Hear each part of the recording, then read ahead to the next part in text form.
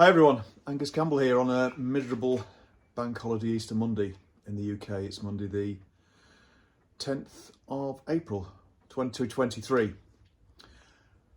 Well, we're still on the Fury SS Gearbox, and I was hoping at this point to be able to give you the final part 3 of this saga. But we're still plodding on. I've not been able to spend too much time recently on the power set in general because my father's not well again, unfortunately. So I'm popping to and fro the Scottish Isles. But anyway, I thought before I kick off back to Scotland again tomorrow, I thought I would give you a quick update and show you a bit of progress that we've made with respect to trying to get the Fury SS gearbox functioning correctly, and then hopefully in the near future we'll be able to do a final part on putting it all back together. But at the moment we're not at that stage yet, so without further ado, let me do just one clip of a few minutes just to give you a view of where we're up to and what I've done in the meantime since we completed part 2, where we'd got the gearbox and the outer cover back together again, and it did appear to be selecting all the gears above and certainly above second gear, so we were getting third, fourth and fifth, but not very reliably, so still something not quite right. So let's find out what I've been up to, what I've been waiting for, and what we hope to do in the future. So when we left it last, just a quick recap. Got all the clusters back in, the inner and outer covers on, although not everything in this outer cover yet, while we're doing a bit of testing. And what little testing we did, just by trying to change gear and moving the back wheel, showed that we possibly had more gears than we had before, which is progress, but maybe not quite meshing properly. So I'm taking the outer cover back off, and I'm just going to check the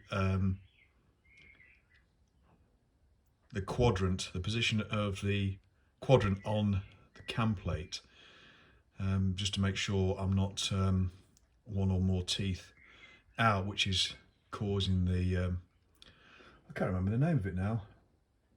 Anyway, causing the gears not to mesh completely, and therefore causing overlaps and false neutrals, etc. So anyway, let's get in there and start having a quick look.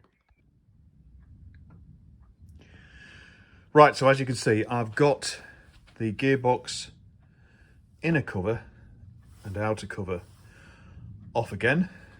So if we just spin round to the bike, you can now see the gearbox internals again. We'll come back in a moment as to why that bearing's on there and some other aberrations around here, because I've been an idiot and it's not gone well, but we can recover it. But I'll show you an aberration shortly, and it's all my fault. But firstly, let's go through sort of the logic of what I've been doing. So I took the covers off really just to inspect the gears on the main shaft and lay shaft, and also to make sure that the selector forks were engaged properly in the selector cam, and that the selector quadrant, which is in the other cover here, was first of all engaging properly with the selector cam via its teeth here, and we weren't out of cadence. That was one of the things we wanted to check, i.e. this was in the correct position for the gear in which it's supposed to be in. And I'll come back to that in a moment, because one of you made a really good observation with respect to the general arrangement drawing. And then the other thing was, because this outer cover, whoops, spins over, sits on there like so, and that's to enable, there we go, the selector plungers here to engage in the holes in the selector quadrant here, thereby enabling this to move backwards and forwards. Right, so where do we start? First thing I noticed, you look at this and you can see that firstly the Selector plungers are actually, well, I was going to say not central, but not equivalent lengths. If you let's try and explain this. Let's try and get it to sit properly. There we go. So let's try and get an angle there. Right. Take that straight edge there. Come on, behave. Take that straight edge there. Take this straight edge there. You look at the depth of the plunger from this edge. That plunger is raised more than that. So that's, if you put a straight edge on the tip of each plunger, the straight edge would be an angle up there. So what that means is that the actual gear change spindle is in the wrong position. So for instance, now the gear change lever's on the other side. So what I can obviously do is, with a bit of dexterity, obviously move it down slightly, like so, so that those are in an equal position based upon that bottom line. And you can see a little bit better than how out of line they are slightly. Now that's going to have an effect on how certainly that left-hand plunger engages with the quadrant. Now, in this case,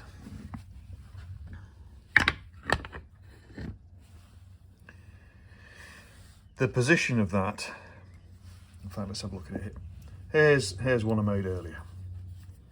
So there we go. The position of those is determined by two springs, one on either side of this pin.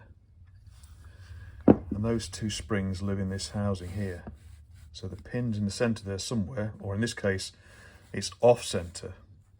So in this spring carrier, we've maybe got one spring that's slightly longer than the other spring, or there are a couple of almost like thrust washers that go against the pin, so it's not the springs themselves that go against that pin. So they might be a different thickness, for instance. So anyway, we need to address that, and that's going to be easy enough by taking this whole section off, which is easy. And what I've also found as well is that you press down the plunger on the springs, and they're okay, but the springs don't feel, that taut to me. They feel a bit slack. Whereas on this, which is a new old stock one, and these items were common with other models, so you can get them. First of all, the springs feel a lot tauter on that. And secondly, the way that it's been put together with the two split pins properly as well, it means that these aren't twisting. So you've always got a flat edge on the inside. Whereas on the ones that I've installed here, they're okay, but as you can see from that right-hand one there now, it's twisted too far. And that really needs to straighten up and be flat and stay in that position. So we've got that to address. And that's going to be an issue with respect to getting reliable changes. Next thing is on the quadrant itself, looking at where those plungers engage, it's marked. You can see there, look at those marks.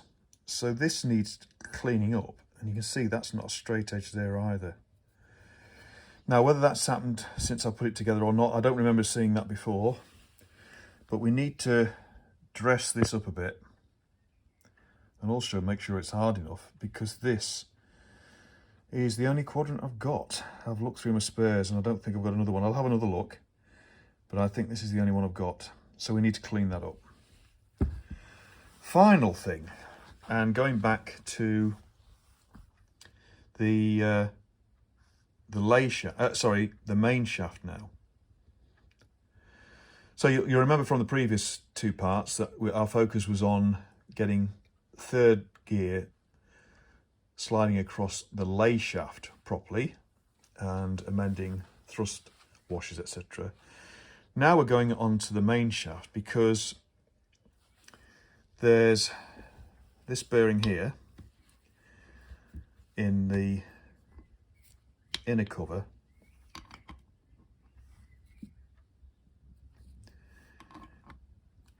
which goes onto the bike with this side facing out, so this is how we would see it. That has the bearing there, which is a Hoffman 317, in which this end of the lay shaft on that surface there engages on the idea of this bearing. This is a spare shaft that I've got, hence we're able to view it and simulate it. Now I noticed that when you place this bearing, which is the original bearing, in this inner case, and then you tap this on, what happens is that this is very, very tight. This ID is too tight on the original main shaft. So what Muggins here did was he did a bit of testing. So first of all, I got two new Hoffman 317 bearings because they're still readily available, and I heated one up slightly and it went on to the main shaft that's currently in the bike quite nicely. I then thought, right, I'll put a puller on quick and take it off.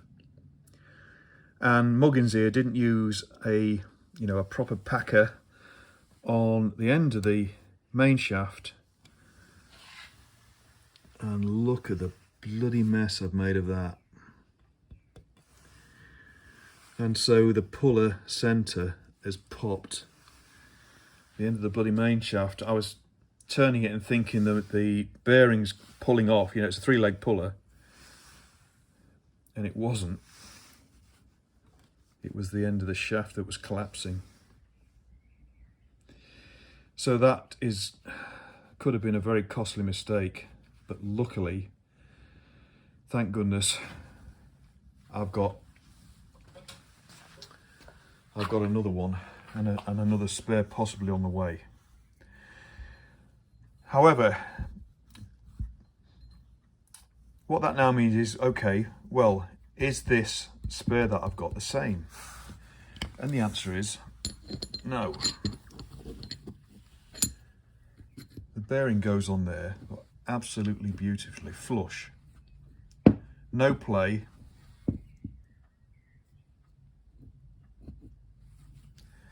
but a nice reasonable fit, but it goes straight on. So it goes back to something we were saying before. This is a late prototype, admittedly, but still a prototype bike, never went into production. You're going to get the odd parts that aren't maybe finished correctly or were amended slightly during the development. So it makes you wonder whether there's something else wrong with that main shaft that's in the bike now, which is preventing maybe some of the gears engaging on this side properly. So the be all and end all of it is that we've got to change out the main shaft. So, well, wandering about here, as you probably are aware, with most main shafts on Brit bikes of this age, they go through and hold the clutch on the other side. So that's the clutch end. This end is for holding on the pinion, kickstart pinion. So we're going to put this main shaft in.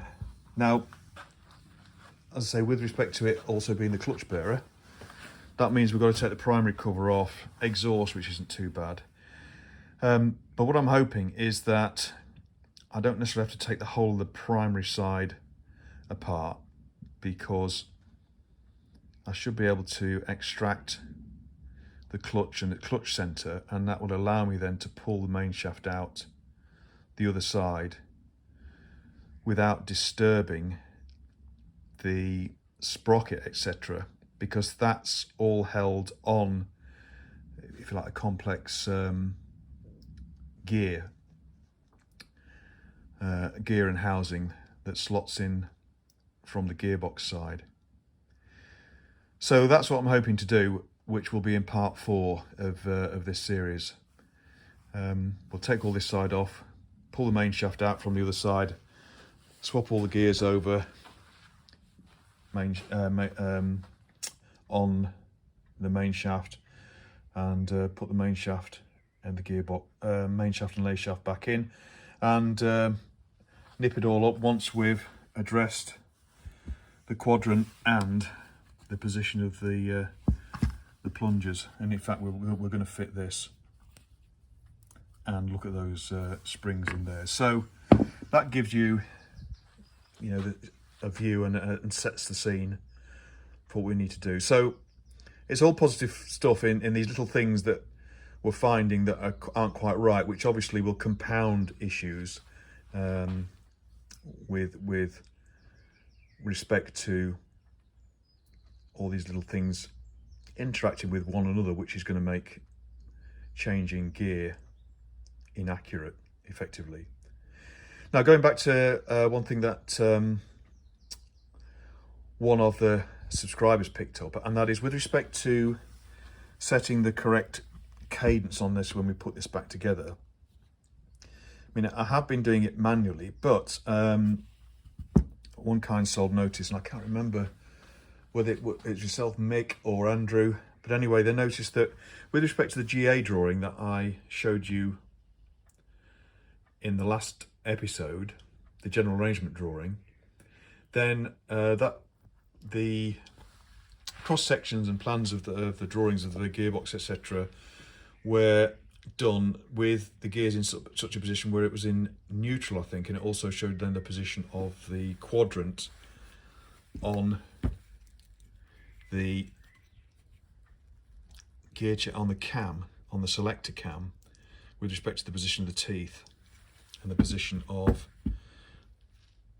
the plungers in the quadrant on this side. So we might have that to refer to, so we can actually set things up properly once we know that the gear selector cam is in the right position on the selectors for the neutral position of the gears. So there we are, that's the plan. So there we go, 2 steps or 3 steps back now, but we have everything to take it all the way forward now. One other quick note as well is that this main shaft and some others that I've seen, Fuel Furies, didn't have the little bearing in the end, but that's a readily available part because it's common with other models, and they just press fit in, so that's done as well. But the other news as well is that looking at the clutch push rod that goes through this as well, that had cracked one end. It had been hardened and actually fractured, so we'd have had problems there too. So come across quite a few things really, which was going to make life difficult, and that's probably why we found some of the issues, or they become apparent, while we're just doing some sort of post first build testing, etc. But anyway, there we are. We'll leave it there for now. That's an update. As I say, at the moment, unfortunately, the videos are going to be a little bit sporadic, and work on the bikes is going to be sporadic and maybe a bit delayed. But that's due to some family challenges at the moment, which are going to take precedent quite rightly. So anyway, in the meantime, I hope everybody else is well and has had a good Easter break. And I'll be back as soon as you can, so we can make some progress further and hopefully get this gearbox back together and working reliably. The only thing I'm waiting for now is a new clutch push rod, but we can get the rest of the gearbox together before that arrives, but I don't think it's going to be for a little while. Okay, everybody, thanks again. Thanks for any subscriptions, comments, and always your interest. And hopefully I'll see you all again soon. Cheers, everybody. Bye-bye.